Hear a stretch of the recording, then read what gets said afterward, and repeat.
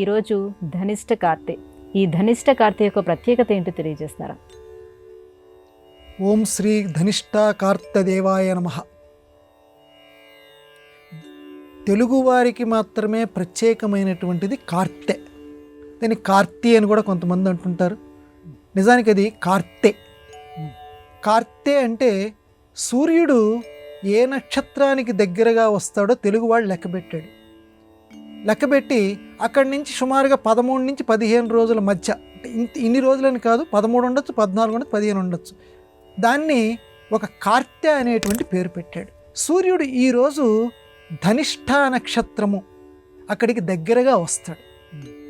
దగ్గరగా రావటంతో సూర్యుడిని కలగలుపుతూ ధనిష్ట కార్తె ఈ రోజు నుంచి ప్రారంభమవుతుంది అని చెప్పారు. ధనిష్ట కార్తెలో ప్రధానంగా ఉన్నటువంటి లక్షణాలు ఏమిటంటే నెమ్మదిగా వేడి అందుకోవటం ప్రారంభిస్తుంది. లోకంలో ఇప్పటిదాకా చలి బాగా జీవుల్ని బాధ పెడుతూ ఉంటుంది.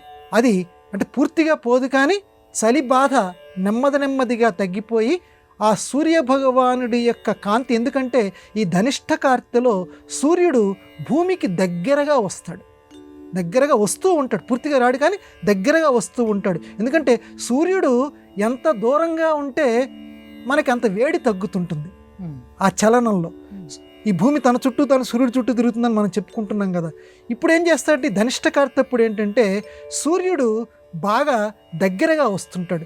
దగ్గరగా వచ్చినప్పుడు ఆయన యొక్క వేడి ఈ భూమికి బాగా సోకుతూ ఉంటుంది, ప్రారంభమవుతూ ఉంటుంది. ఇంకా రోహిణీ కార్తెలో ఇంకా విజృంభిస్తుంది, అది వేరే సంగతి. ఈ ధనిష్ట కార్తెలో ప్రారంభం, వేడి బాగా లోకంలో విస్తరించడం ప్రారంభమవుతుంది.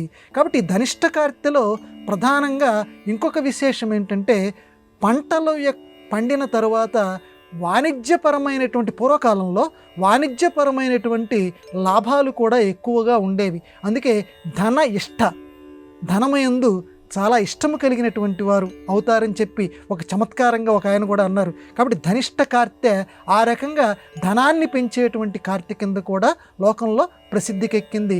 మొత్తానికి సంస్కృతి సంప్రదాయాలు తెలిసినటువంటి వాళ్ళు ధనిష్ట కార్తెలో ఆ సూర్య భగవానుడిని ప్రతిరోజు ఆరాధిస్తూ మంచి ఫలితాలని పొందెదరుగాక.